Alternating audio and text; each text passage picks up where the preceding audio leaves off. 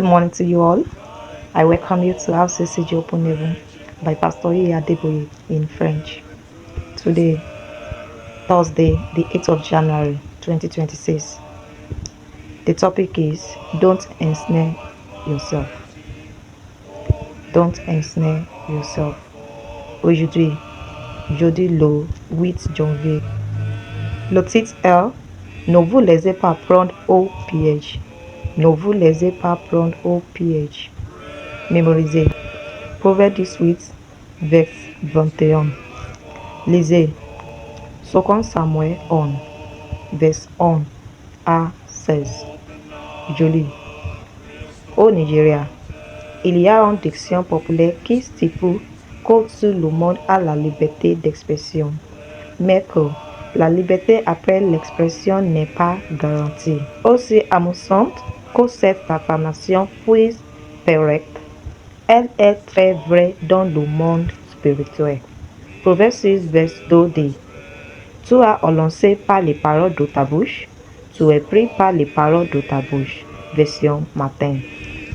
Dieu ne vous empêche pas de parler, mais vous devez faire attention à ce que les choses que vous dites ne vous conduisent pas à la servitude.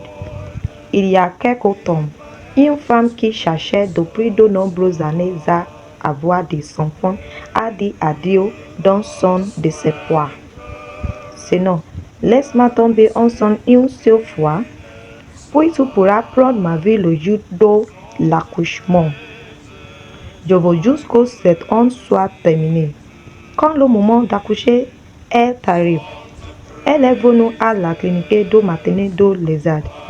Pendant des jours, cette femme est restée en travail.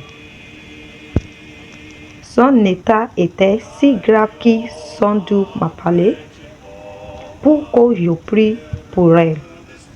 Après lui avoir posé quelques questions, nous avons découvert ce qu'elle avait dit plus tôt.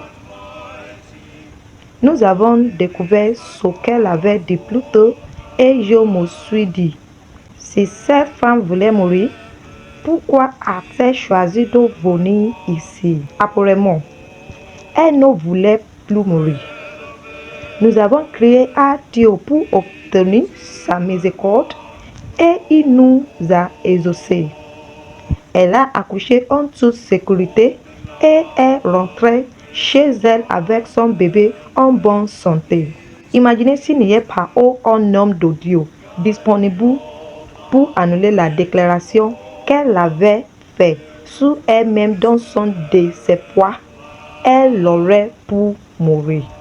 La lecture biblique d'aujourd'hui nous raconte l'histoire d'un jeune homme qui a été détruit par ses propres paroles.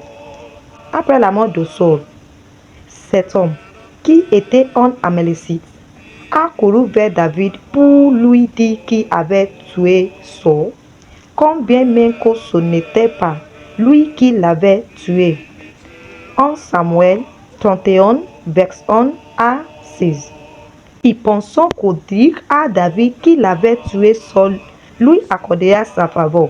Mais c'est le contraire qui s'est produit et ses paroles sont devenues sa condamnation à mort. Lorsque David l'entendit dire qu'il savait tuer Saul, le roi oint du peuple de Dieu. Il ordonna à l'un des jeunes hommes qui l'accompagnaient de les écouter. Bien-aimés, faites gaffe aux mots que vous prononcez, surtout lorsque vous êtes très émotif.